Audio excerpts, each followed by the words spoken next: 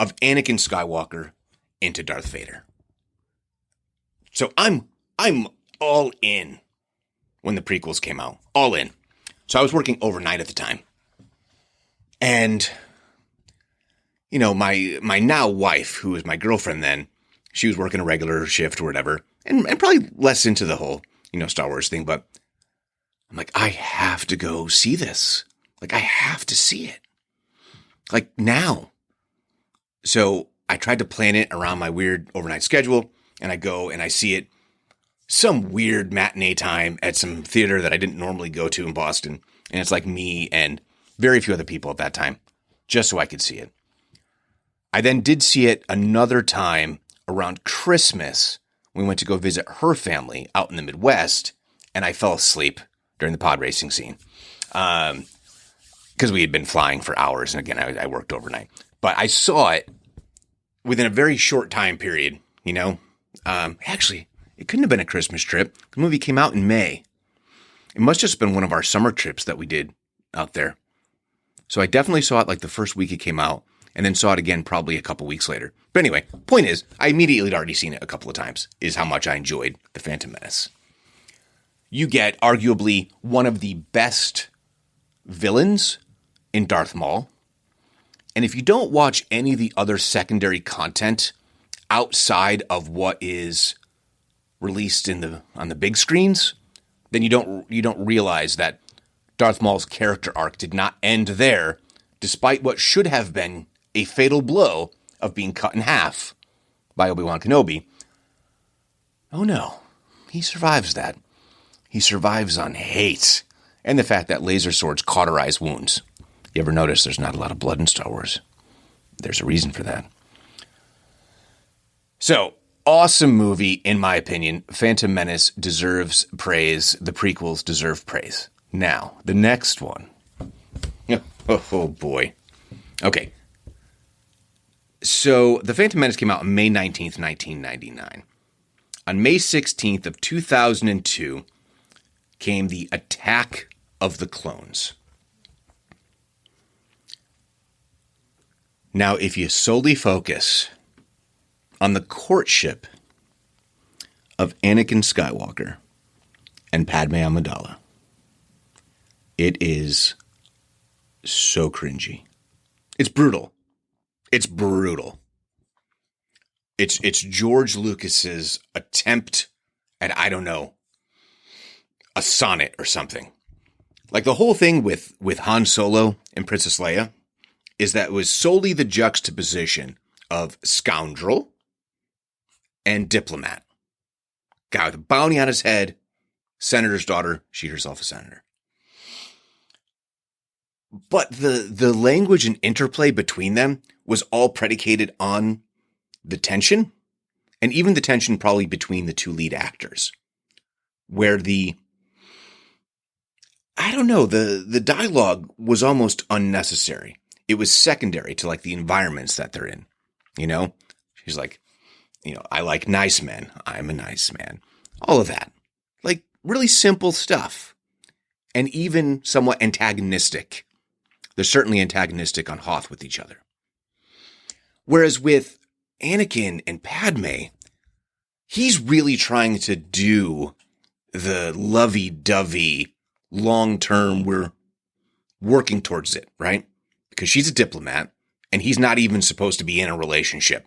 So they're dancing around it and dancing around it and dancing around it over and over again with some really ham-handed writing. That whole thing with them by the fireplace. Oh, my daughter this day, she goes, oh my gosh, please, no. And of course, there's the, I hate sand. It gets everywhere. It's coarse. Yeah. Brutal. However, if you're from Tatooine, you probably think sand pretty much sucks. So it also makes sense to the character. But what's really fun about it is that they go off, meaning Obi-Wan and Anakin. So you kind of get their interplay at the early part of the film. Anakin's nervous to see Padme. They have that cool sequence when they're chasing the bounty hunter. But you get Detective Obi-Wan. for lack of a better term. All right. So he has to go ahead and figure out the identity of who hired the assassin, right? Such a cool little subplot. You get this completely other side of Obi-Wan while Anakin goes off and tries to romance the senator. But that's where, again, the Obi-Wan character becomes so much more endearing. Everything from going to Kamino and meeting with the cloners and his ability to kind of go with the flow. And, oh, yes, of course I'm here to see. It was just, he was so cool. Ewan McGregor made Obi-Wan Kenobi cool while also seeming logically like he was the same guy that you saw in A New Hope. That same guy who's a Force ghost all those years later. It seems like the same person. And that's a real testament to him as an actor. But yes, I'm going to say this. Lucas and his team for casting. I mean, Ewan McGregor's biggest role, I think at that time, had been Trainspotting, right? That's a gross movie. I've never seen it. It's no interest. Sorry, movie about junkies? Don't care. No, thank you. Not my thing. I hear it's amazing. I hear his performance is brilliant. But to me, his first big role here was obviously Star Wars. But as much as it gets maligned, Attack of the Clones does have that final sequence, which is amazing. You have an actual battle of multiple Jedi on Geonosis fighting in the pit. You have that whole Han, Leia, Luke dynamic when Anakin and Padme show up to try and save Obi-Wan. He's like, good job. Awesome.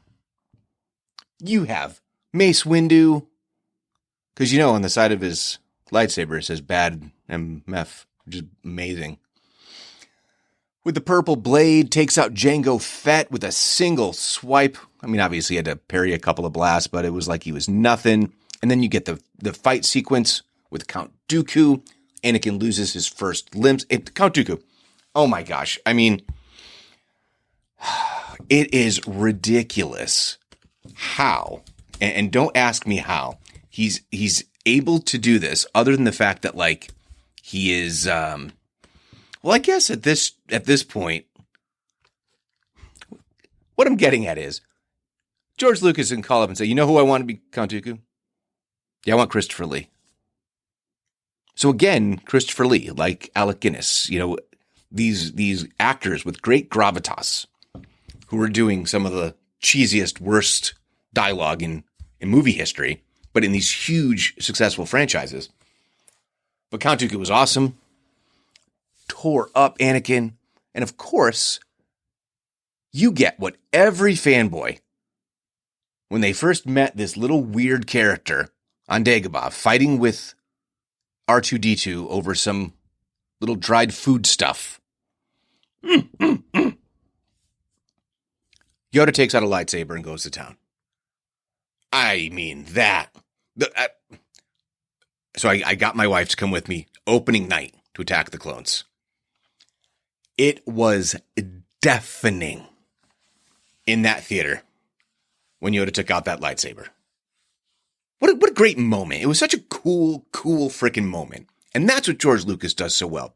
He creates these great moments. And I will tell you, Disney has had a couple of moments as well. But Attack of the Clones, if you kind of, look at it overall in its own context, I can't even hate it. At one point, I had it in my lowest rankings. It was at the bottom. That has been supplanted at this point. But looking back on it, I look back at it much more fondly. And my oldest, who's 16, said to me a couple weeks ago, he goes, Dad, Attack of the Clones, that's pretty good, I don't think I get all the hate on that. And I'm like, yeah, dude, I totally agree. And that brings us to, in my opinion. George Lucas's masterpiece, his final masterpiece of the Star Wars universe, Revenge of the Sith. You get a battle-hardened Anakin and Obi Wan. Now, if you watch the animated series, The Clone Wars, which again, my kids all say to me, the animated stuff, both Clone Wars and Rebels, are the best Star Wars stories ever told. And they maintain that, like seriously maintain that. That it's really amazing storytelling. And because it's done in serial format, which means that you can go season after season after season and fill in the blanks of a about 10-year gap, I think, is what they have. But it's also animated, so you can get away with a lot more stuff. Just on scale, that you're able to do through animation versus the full CGI stuff that they're doing in the movies.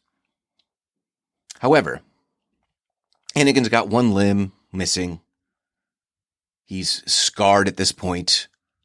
They have fought in all these battles, and you have that Clone Wars first mentioned back in A New Hope in Obi-Wan's little hut or hovel on Tatooine.